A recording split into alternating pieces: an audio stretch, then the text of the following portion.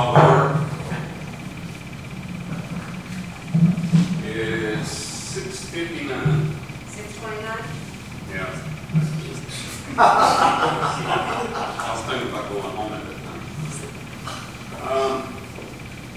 Let's stand for our prayer and our pledge.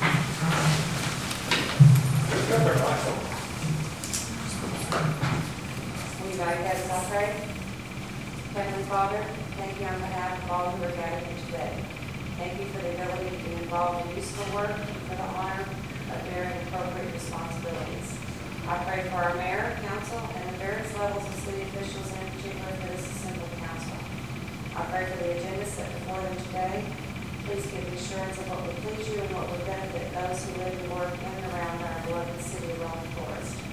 I pray for our military currently serving and for those who have served, and I also pray for our police who protect us unselfishly. It is in your blessed name I pray. Amen.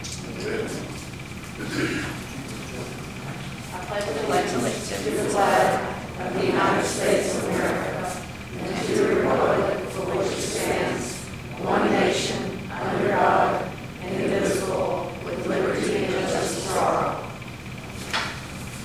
Honor the Texas flag. I pledge allegiance to the Texas, one state under God, one and indivisible.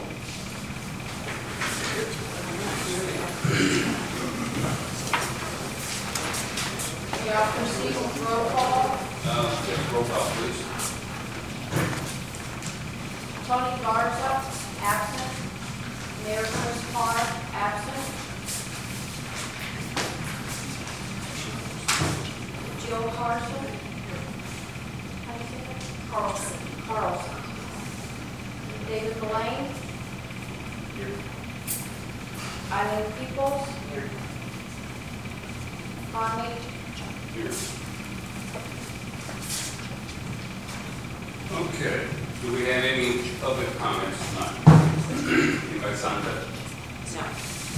Okay. I'm sure, I didn't leave the sign out sheet, but I believe all these people are probably from around the lake because I don't see you normally on normal basis. So, does anyone want to stand up and talk about the lake? Sure. Come to the podium over here. Good ask for it, you get it.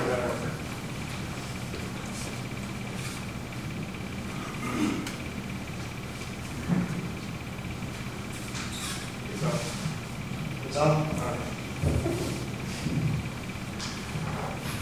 I was just start out by declaring about this lake, about how it's actually an amazing place and always has been. The history of this lake is actually very interesting for you. It's really hard to look it up, but once you actually find the keywords to look it up, it's a really interesting history on it. Now about this lake and the algae, it's not actually an algae inside of it. Now there is algae in it, but the algae is attaching to what's called a Eurasian water milfoil, and that's the weed. Eurasian water milfoil, that's the obvious problem you've all seen. It's taking over half the lake. It's hideous and terrible. It's spread throughout the nation, and it's very interesting weed.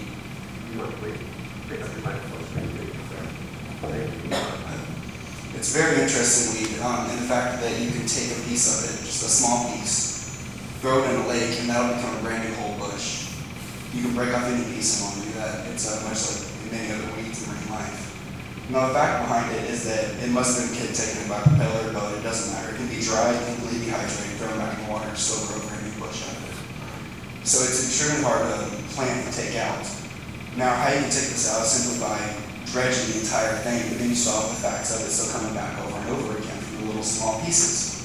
You can take this out with many, you can take out a carp, of course, and I'm sure many of you are against that. Many fishermen, at least, it's a terrible disease, the carp fish it. But it will work, but at a very low minor rate. In fact, if you have a list of plants in a lake, a carp will eventually eat the plants first before you take Eurasian water milfoil. It's the very last deciduous thing they like to eat. Now we're aware of many standards, and to the state of Oregon, Washington, Ohio, and Utah, by the ecology department, is weevils. You can buy weevils, you can put them in the lake, and they're actually native to this whole entire area, so they will work. You can buy them in large mass quantities, and they'll be food to fish. that'll help the environment in the long run, eating fish, making them bigger, extra food, and it'll eat plants.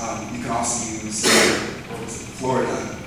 Floridon is an herbicide. If you use it in quantities of 10 ppm, 10 parts per million, it will kill everything in that lake. But if you use it in smaller quantities, it's 5 to 6, and this is according to Washington and Pennsylvania, that it will not destroy everything in the lake. It will only destroy the very weak ecosystems such as the Eurasian water milfoil. Now, this is a very detrimental plant, and it eventually has the ability to take over that entire lake. It's a very deadly plant, and it does smother the entire area, consumes all the oxygen and blocks it. Now, another interesting fact behind that lake is that there are, and I can verify this through my snorkeling, because I constantly swim in that lake. At the bottom of that lake, there is a water source, and I'm not sure what you would call it, but it's a very ice cold, constantly frequent pumping water source. And it's constantly supplying you oxygen. It doesn't matter. I mean, yeah, you have these weeds and they're blocking off the oxygen. This side of the lake, you go over there, it's going to be hot and terrible. Go on the left side of the lake, down to the bottom, it's going to constantly be pumping out cold water. You can go there in the middle of the summertime, and the top 2 foot of water, it'll be burning hot. If you go below that, it's going to be ice cold. Now, cold water holds oxygen at a rate much better than warm water does. So what we're looking at here is that oxygen is still there. It will never go away on that side of the lake. And for many of the fishermen, that's the concern, is that the oxygen's gone. It's not gone, it's on the left side of the lake, not on the right side. Now, this weed, it will eventually take over, but it won't take over all the way because it can only grow at feet, 10 foot deep. It can't grow any deeper than that. The shade won't allow it to, and the soil is completely different on that level, it doesn't matter where you're at. So it will never grow into that deep end. It may grow, you'll have a different type of weed in that bottom, and I've already studied that different type of weed. It's native. It's not going to take over that entire lake, it's only going to stay down there at the bottom of the lake. But this Eurasian water milfoil, it will not take over that area, and your oxygen is not your problem. So the best way to look at this, in my opinion, is the Floridon, which is relatively cheap. It'll take over and completely kill all the Eurasian water milfoil. Or we can use weevils, which will actually increase the fish size by adding extra food into that lake, and will also completely take out all of the Eurasian water milfoil within a time period of about 1.5 to 2 years. And it's a completely natural and native way to do things. Thank you. Would that just be one application? Well, I can answer those questions. I don't know if the technical name you're using for the weed is the same weed that we've researched, which is salvia. So We're we gonna actually, get into this Yeah. in a few minutes. So I've actually looked up Salvinia, and I compared the biomass of the University of Eurasian water milfoil. And the weed in that, there actually is, like I said, there's many different weeds in there, but Salvinia is not the predominant weed in there. The predominant weed is the Eurasian water milfoil. but we're talking along the channels. The channels. We're going to address this. It's going to be the next item on the agenda. All right. Thank you very much. Thank you. For your research. Yeah. You bet. Okay. Item 1, deliberate, consider possible action concerning hiring lake management services to manage the Salvina weed problem in Pine Pond. Now, I'm going to let the city administrator take over because she's had more contact with these people. She knows more about what they're offering to do, and being state licensed and the whole 9 yards. We've talked to Texas A&M and lake management companies, and this lake management services company put in a bid to rid the channels of the salvinia problem that we have. We've researched the plant. They've come out here and verified it was the plant, and George Cook brought a sample of the plant. He is going to take that sample and throw it back into the pond because it's illegal to transport it, it's illegal to dredge it. You cannot dredge it and put it anywhere else because, like you said, it just dries out and it finds a little drop of rain and it starts spreading again. So we've also had some boats lately that have been put into Pine Pond and then taken out, and we need to do something about that. Maybe that's for another agenda item, to stop boats from getting into Pine Pond until we get this under control. I believe there's a state law now that like taking one boat to another lake and. If you don't clean your boat off before you transport it to another body of water, and you get pulled over on the highway, and that's on your trailer or your boat or anything, you look at a ticket for transporting it to another body of water. So, Lake Management Services came out twice and looked at the, problem with the channels coming off the pond, and we have a quote in front of you, and I've got Sylvania written on top of that quote because we have two quotes. And, they will come out several times. They won't spray it all at once because you can't spray it all at once and kill it all at once because all of it is just gonna rot. So you have to spray it at intervals and let part of it rot and fall down the bottom and then come back and do more sprays that way. So the quote in front of you is $3,800. And they'll bring an airboat in there so they're not getting it all caught up in their motor and stuff like that. We just need to cut them a bigger pathway to be able to get that airboat in there. Is that just for the channels, or is it also for the main body of the lake? He said that is some Sylvania out there. The majority of it is not Sylvania. It's like a hydrilla. I've had people from the city call and say not to get rid of the hydrilla because it keeps the water clear. In the wintertime, it goes away. In the summertime, it comes back. This year, it seems to be worse than any other year. It's taken over like 2/3 of the pond. You can also put a dye in the water. It's on. You can also put a dye in the water, and that will stop the rays that help hydrilla grow from the sun. Stop certain rays that help the hydrilla grow, and that can control the hydrilla instead of killing it. So that might be something that we want to look at a little bit down the road, like in the springtime or something. One other thing, this weed problem, it cannot be removed from where it is. Is that correct? You'll never kill it completely. You can't take it out, you've got to kill it slowly in pieces, and then we need to get a contract with somebody to come back and spray it in the spring before it gets this bad. That way they can keep it back to the sides. Did you address the question she had, that was just for the canal or into the pond too? There is something on the edges of the pond. And that's included in this bid too. Okay. There's not near as much on the edges of the pond, No. but they will go out and Yeah. restore it. Yeah. Yes. Council, have any comments? Does the application of this chemical have to be done with someone with a EPA license or a Yes. state license? Yes. Okay, so it's not like we can just purchase the chemical? Yes, sir.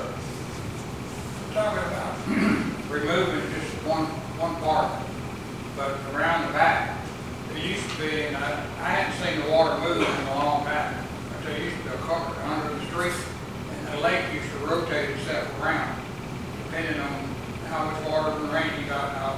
And I hadn't seen that happen in a long time. I've been there 22 years, and this is the first year that there's been so much construction, so much dust in the air, that it collects, people don't realize that it collects on the grass that's sitting in the lake.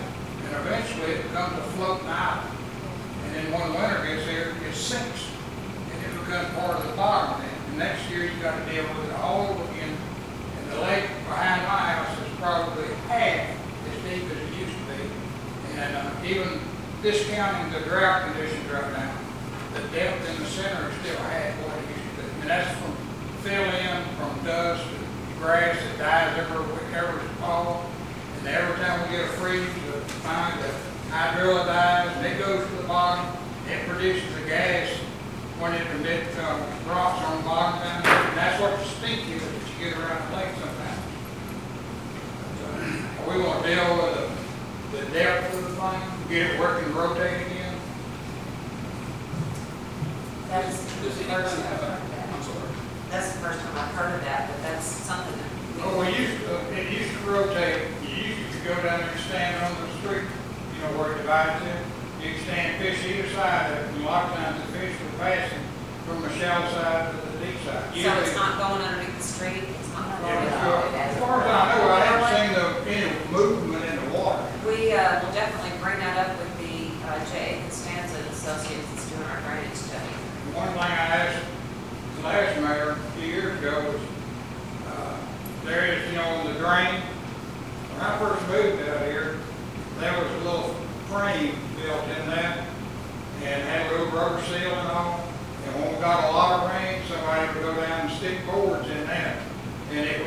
water in the lake higher, even after it quit raining. And that gave you a head start on the spring. And now nobody does, there's nothing left, there's all rusted out. Does anybody know a good estimate of how many homes are on this man? There are 50, at least 59 households that border the lake and the channel on either the inside or the outside, but at least 59. Well, Chris, do you want to go over what? Do you guys have any, I can read it to you. The proposed treatment is expected to significantly reduce but not permanently eradicate the referenced weed species within the treated areas. It should be understood that any weeds or their seed-borne progeny that survive the initial treatment could produce future infestations and might require subsequent treatments. Due to the aspect of nature's resiliency and persistence, future treatments are not included in the scope of this proposal. Additional, that means in the springtime, it's going to come back. Additional plant species other than those listed above may become evident before, during, or after the proposed treatment, which may or may not provide for their satisfactory control. Therefore, plant species that are not specifically referenced above are not included in the scope of this proposal. As with all aquatic herbicide treatments, there is some risk of fish and other aquatic organisms associated with decomposing plants and their impact on dissolved oxygen. Also, there is some risk of injury to any desirable plants that may inhabit the pond due to unavoidable overspray or lateral movement of the herbicide within the water column. Although every effort will be made to minimize these risks, LNSLP will not be responsible for any loss of fish, desirable plants, or other non-targeted aquatic organisms in association with this proposed treatment. Due to the lake's water clarity and optimum water temperatures for rapid plant growth, the population of the referenced weed species will quickly expand and invade areas of the lake that are currently weed-free. This expanding weed population will eventually interfere with the function of fountains, if any, there are no fountains, and negatively impact the lake's aesthetics and recreational benefits. Varying environmental and climatic conditions or changes to the lake's physical attributes in current weed infestation may necessitate a deviation from this proposed treatment plan. Such deviations will be jointly discussed and agreed upon by the owner and lake management services prior to execution. However, if the projected scope of this proposal is delayed, altered, or complicated by any of the above factors, the owner will be financially responsible for any additional labor or treatment expenses. So they'll come in there with an air boat and spray several times, doing it in patches, probably about a week, 10 days apart. As soon as they get started. I would assume pretty quickly, because I don't want it to get bigger and bigger on us. They said the faster we agree upon it, the easier it will be. Yes, sir. Is this weed control situation you're discussing now a standalone situation or just part of a bigger total lake management program? Because you can do all you want to get rid of it now, because people bring boats in, and now you don't have signage up to tell them not to. There's catfish you put in there. Nobody heeded my warning and gave you an example of what should be posted, like in Louisiana. If you catch one of those numbers, put it back. Nobody even knows about it. We've seen kids out say, wow, there's big fish. We're trying to catch it. We've got to tell them, no, you probably won't, but don't. There is no communication with our community, let alone the people that live on the pond. They don't know anything. So you clean us all up. We have these boats coming in, boats going out. I don't even know if half of them live around the forest. It's like a recreational area down these days. I don't think people realize how many people come and go. So just for what it's worth, if you're doing that, you better consider it a complete and total lake management program or pond management program. I strongly recommend that. Yes, sir. Actually, as far as the fish are concerned, the overabundance of turtles in the lake is a bigger problem with the fish in North Austin, because they're eating all the young. But as far as what we've got dealing with now happened, I can tell you when it happened and who did it. About 18 years ago, when the county was working down the road here, they used to use our pond and that drain, the backside there, they would go down the road, throw their hose in there, and the first thing they would do was backwash it. And they had quit picking out the pond they'd been in and come to this one because there's so many water houses in that one. And the very next summer, we had water houses all over the place. Well, I think we know that's past history now, we have to take care of the problem today. Well, if you're gonna let them come back in here and suck water out of it anymore though, then you're gonna have the same Well, I problem. understand what you're saying. Yes.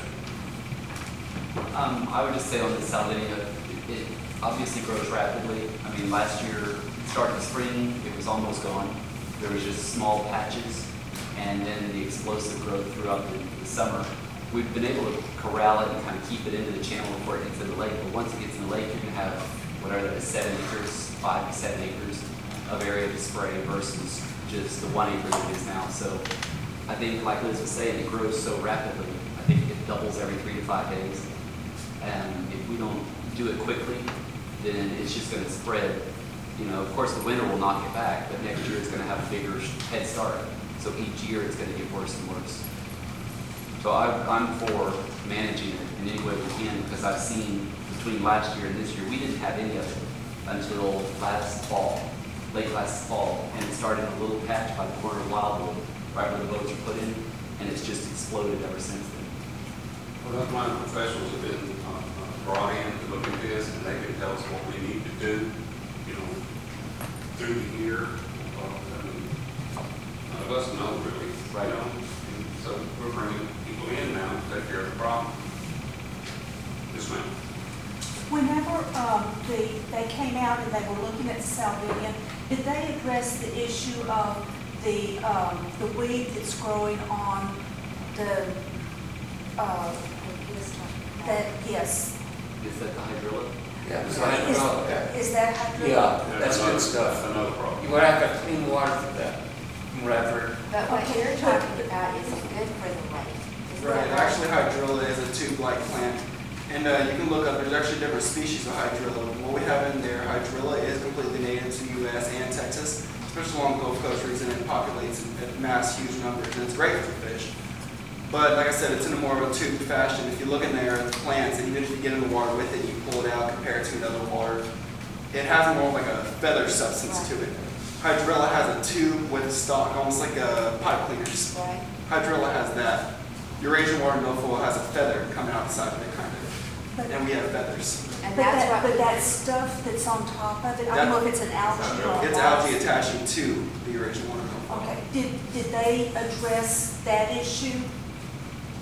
The lake management? That's a company? separate bid over here. for Yes. the big part of the lake. I'll be quiet. That's an additional $1,600 for Sure. the big part.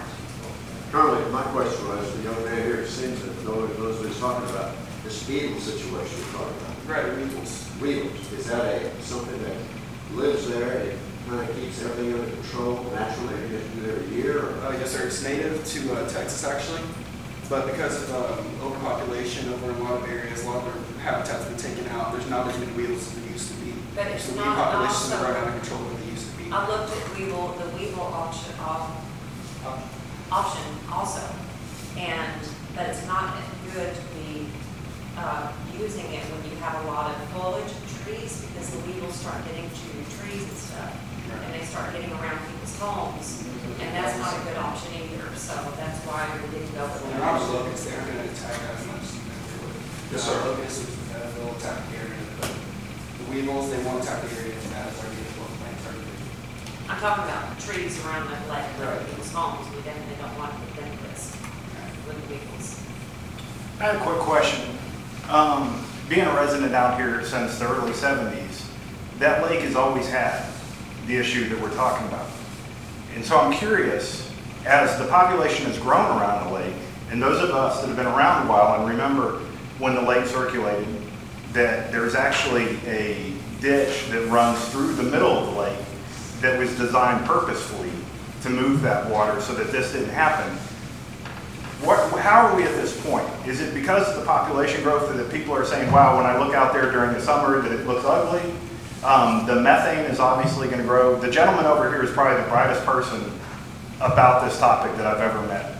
And I learned to swim in that lake. Yes, there's a cold spot. It's super deep. It's the best place to swim. It just seems kind of odd that we're having this discussion about spending $3,800 and we have a Weevil idea that self-populating continues to grow.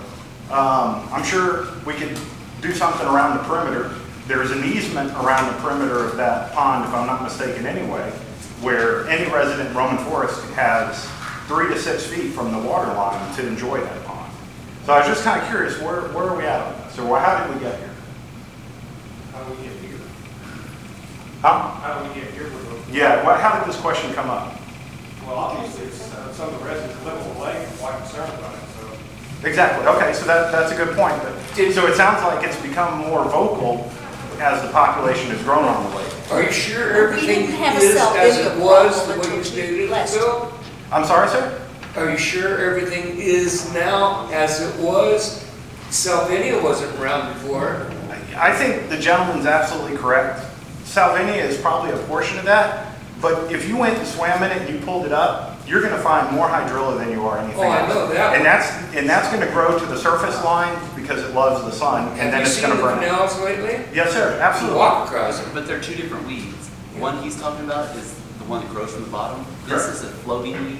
It has nothing This to is do with not growing. attached to the bottom. And so Salvinia is an invasive species that the state of Texas is aggressively killing.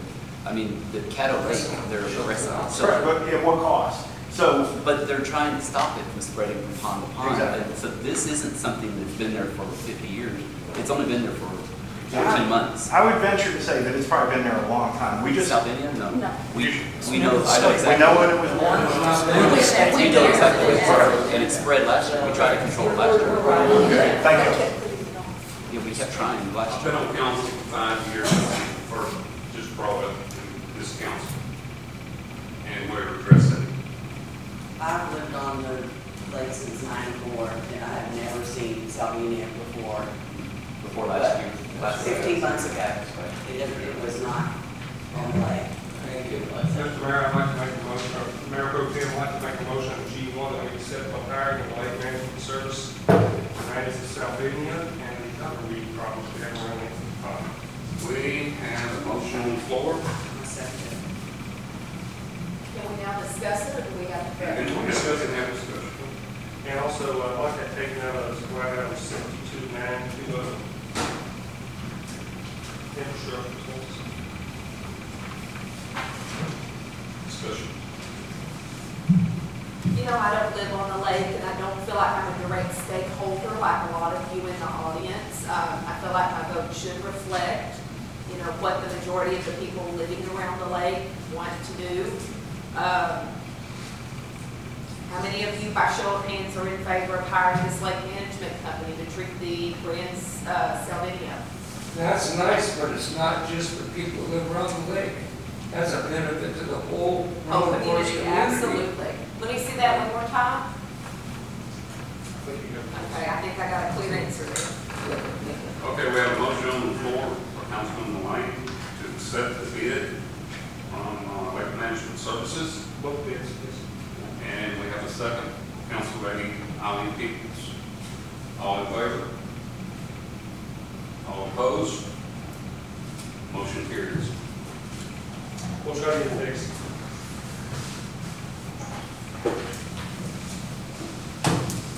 All right, that's done. We move on now to the second item on the agenda.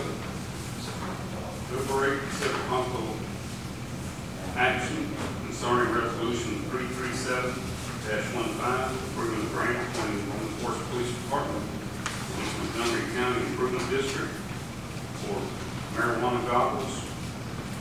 Chief. We have a grant class of marijuana goggles to add to the here. No, That'll work. It was working. Hello.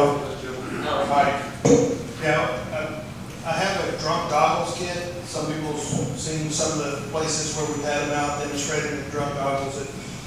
how to simulates being drunk, and we got a little mat where you drive, and we got a little mat, we got little mats and activities and stuff that go with it. I wish I would have brought it here, but I don't think we want to demonstrate it. I want to buy a marijuana section, the activity thing to go with it. It's going to cost $1,000, and I'm going to apply for a grant with MSID, which MSID will pay for 2/3 of it, and I'll pay for 1/3 of it out of my seizure fund. So it doesn't come out of taxpayers? It won't come out of taxable money.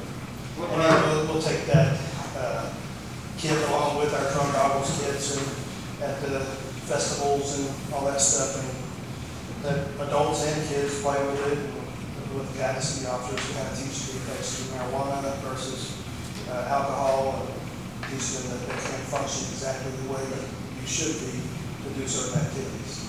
Chief, we'll hire out a little bit better. If you look on page 12 of your budget, the very last page, special revenue fund, those are not taxpayer dollars, they are funds from asset forfeitures and Yeah, that's where we get our dope dealers and stuff to pay for things for us. And we seize cars, we seize money that they make through selling drugs or whatever, and then we use it to buy equipment when we have little shortfalls in the budget and stuff.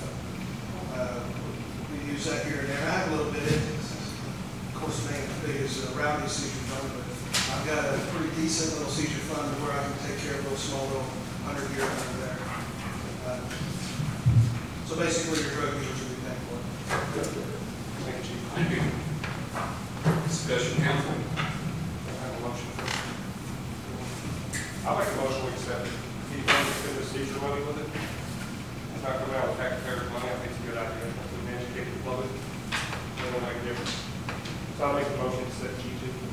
I'll second that motion. All right, we have a motion on the floor, Councilman Lane, second by Council Lady Carlson. All in favor?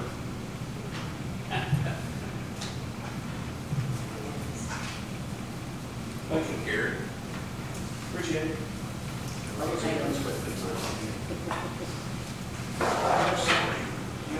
a motion there? Have you, please, introduce this before this?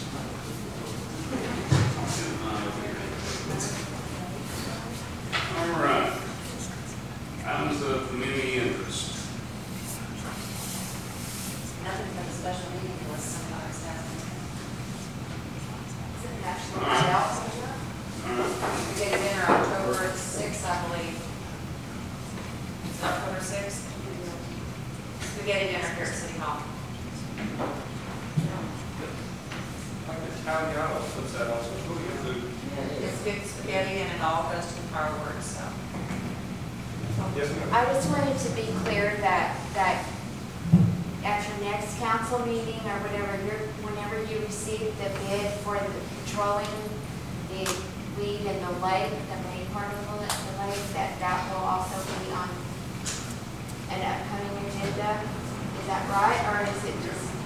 We've already received the bid and they decided tonight to go ahead with the treatment Oh, so you plant. are, for all Yeah. of it? Okay, Yes. we were understanding it was just in the canal. Oh, no, for both bids, the big lake and the channels, the canals. Thank you for clarifying. All right, City Council, you have requests for any future agenda items? Okay, that is the agenda for the night, items that were spoken. I'll make a motion to adjourn for the night. I can get behind that, and I'll second it. Have a motion to adjourn. Thank you for coming.